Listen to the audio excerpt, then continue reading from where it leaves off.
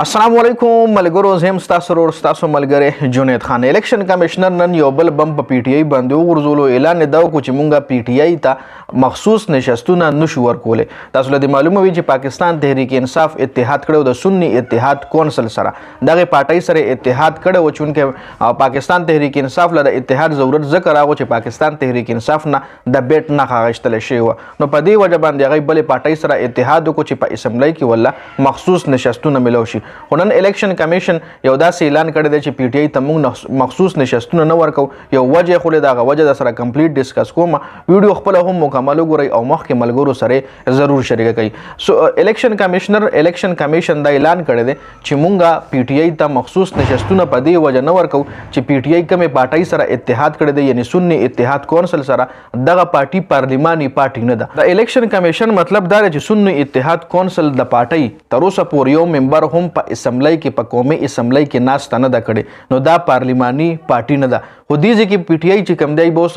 په عدالتونو کې کیسونه جمع کوي په دې باندې دا فیصله چې کوم ده د الیکشن کمیشن دا په عدالت کې چیلنج کوي پی ټی آی ته مخصوص نشستونه ملو شي خو ډېر زیات کړهو نه پس اوس الیکشن کمیشن چې دا کومه وجه خولې ده دا کچري ده تاسو لپاره اسان الفاظو کې ایکسپلین کوم لکه اوس یو بس ته کمپلیټلی روغ دی ټیک ټاک ته په انجن مخ برابر دی یا یو ټرین دی ریل ګاډي دی خبر برابر دی لاهور پورې مزل کول شي خو الیکشن کمیشن وایي چې نه دی لاهور پورې مزل نشي کولای ځکه د مخ کې شرط لاهور لتلې نه دی لکه مخ کې شرط د لاهور نه دی لیدل نو دی لاهور پورې مزل نشي کولای. لکه دا اسان مثال به لزدا درکم چونکه هغه خبر برابر دی انجن باندې مخ پټ هر څه باندې اوکې دی هغه کول شي لاهور سکه چې هغه انډیا له موړې دی شي په واګه بارډر باندې لکه دومره هغه کې ایبیلیټی شته نو دغه رنګ سنی اتحاد کونسل سره چې د پی ټی آی سمره هم پاشوي ایم ان ای دي د نېشنل اسمبلی ممبران دي نو هغه خط تکړه امیدواران دي خط تکړه دي مطلب هغه سنی اتحاد کونسل پارټي او داسې پارټي جوړیږي چې کله وسره پی ټی آی اتحاد وکړي چې د یو مضبوط اپوزیشن جوړیږي یو داسې مضبوط اپوزیشن چې دغه اپوزیشن کې کتا سو ګوري په اسمبلی کې داسې تکړه تکړه خلک داسې دا ځل د پی ټی آی د طرف مناسب چې ټول وکیلان نه خپوه کسان دي لکه بیرستر ګوهر وګوره بیا شرف زلمر وته ګوره خو پرونه متا تار ډوهلو خو بس بر شوی دی اخو ډایرک گزار کوي دین علاوه نور هم داسې تکړه خلک چې د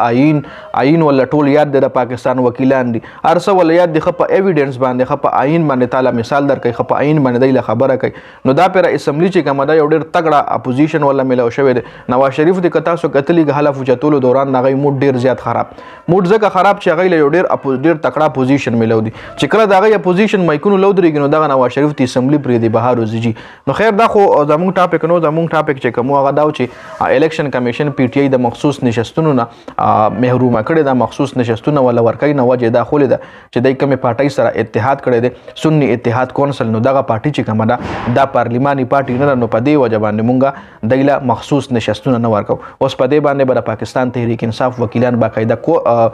کیس شروع کوي په های کورټ کې یا په سپریم کورټ کې مخصوص نشستونه به ملو شي ځکه سنی اتحاد کونسل یو رجستر پارټي ده خبر برابر د څنګه چې تاسو لمه مثال د ریل درکو چې خبر برابر انجن د هر څه خبر برابر نو دغه رنګ د پارټي هم په هر څه خبر برابر ده خو صرف د قومي اسمبلی د مزل چې کم ده دا به اوس د پی ټی آی وکیلانو باسي او مخصوص نشستونه پی ټی آی ته ملو شي د کیس دغه را پس جی نو دا اپډیټ سو په دې ویډیو کې د ویډیو کتلو زیاته مننه جی والسلام.